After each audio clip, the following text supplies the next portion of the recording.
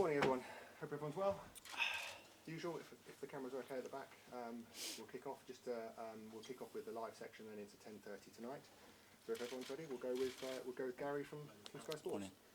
Amazing scenes. Just want to go back really to Tuesday night. Those amazing scenes of togetherness. The team are obviously buzzing. I'm sure they were on the coach as well. Is that carried on this week into the training ground? After you have to refocus and think about the best preparation for Villa, but it was a great moment next to our fans. You see the chemistry between players of the bench that haven't played really with very genuine, happy faces for each other, and it was a beautiful moment. That was the fifth goal you scored in injury time so far this season. So you've got obviously bags of talent, quality players, but that fight and that commitment right to the end, is that what titles are made of? Well, I think a team has to have an unbelievable desire to win every match, and I think we've got that, and I think we've shown that time and time again. We could have scored earlier. There were certain moments that we could have done better to get the third or the fourth goal before, but when it's not the case, the team has resources and has the skill right now to keep believing and actually doing what the game requires in that moment to win it.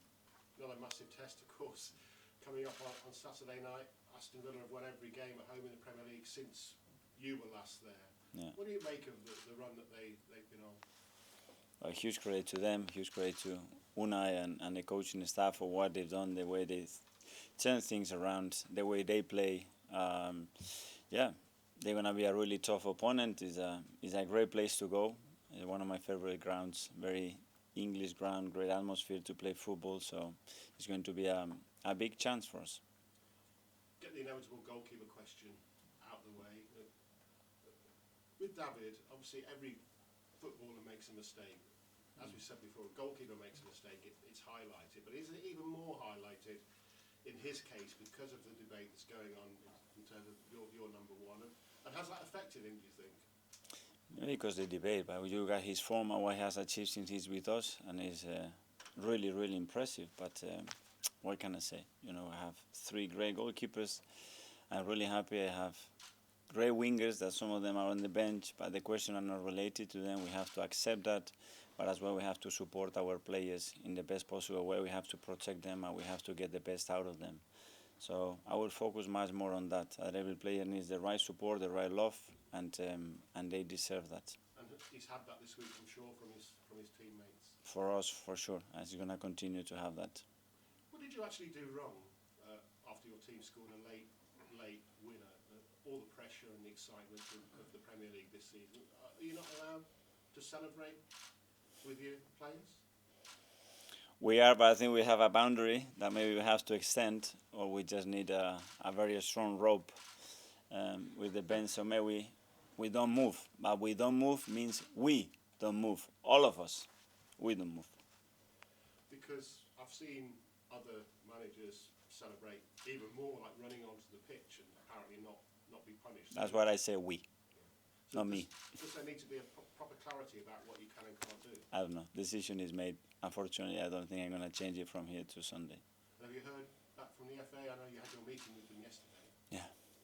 No, we have submitted all the evidence, all the opinions, conclusions, context that we had, and we're just waiting to hear. Thanks. Thank you. Becky from the Premier League. Hi, Mikel.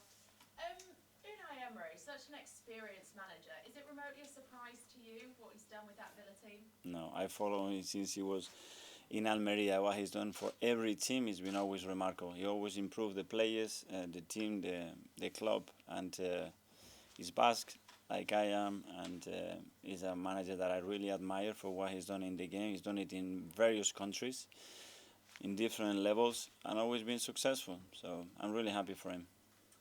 Is it nice to have a different team in the top four? Someone like Aston Villa to mix things up a bit? Well, it shows the quality of the league, and last year there were others, and it shows the competitiveness and the difficulty to be out there, but they fully merit where they are. And for the game at Villa, do you know where you have to watch it yet? Do you know where you'll be seated?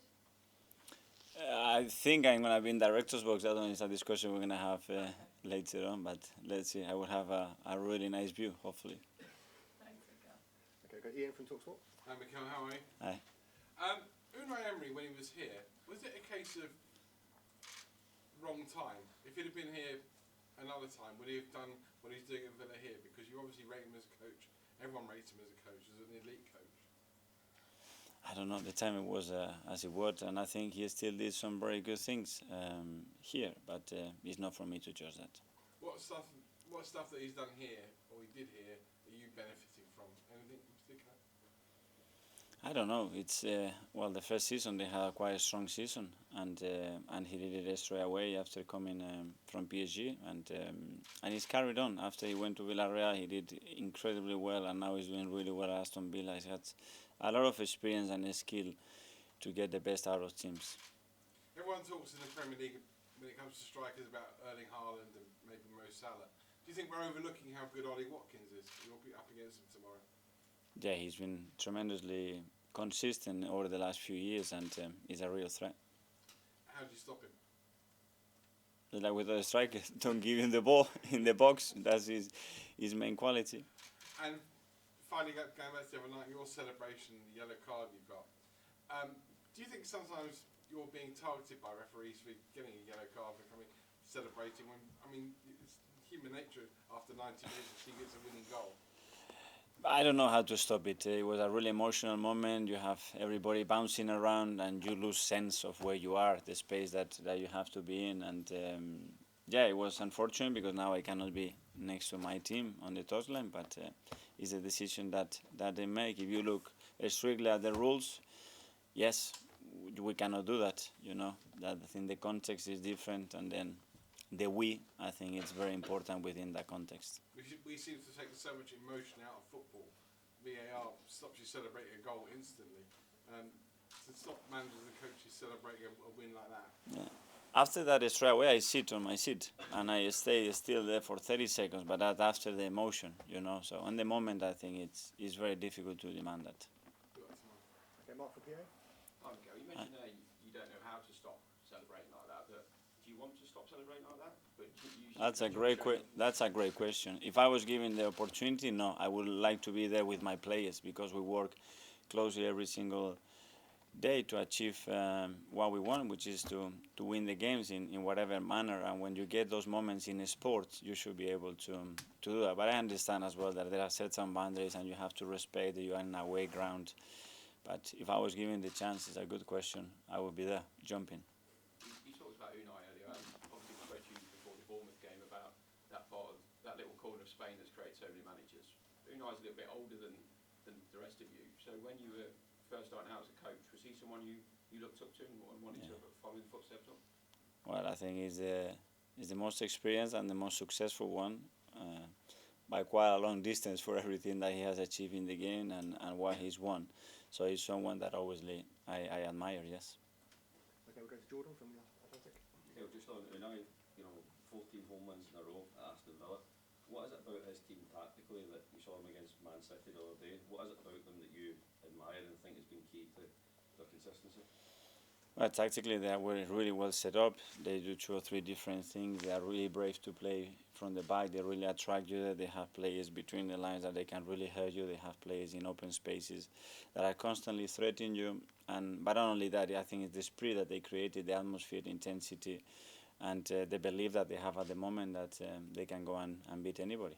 Because in almost every other metric at the game against Man City, they came out on top. Had you ever seen a Man City team under Pep Guardiola or a Pep team beating that comprehensively? Oh, no, it's not for me to judge. I think it was a great game of football.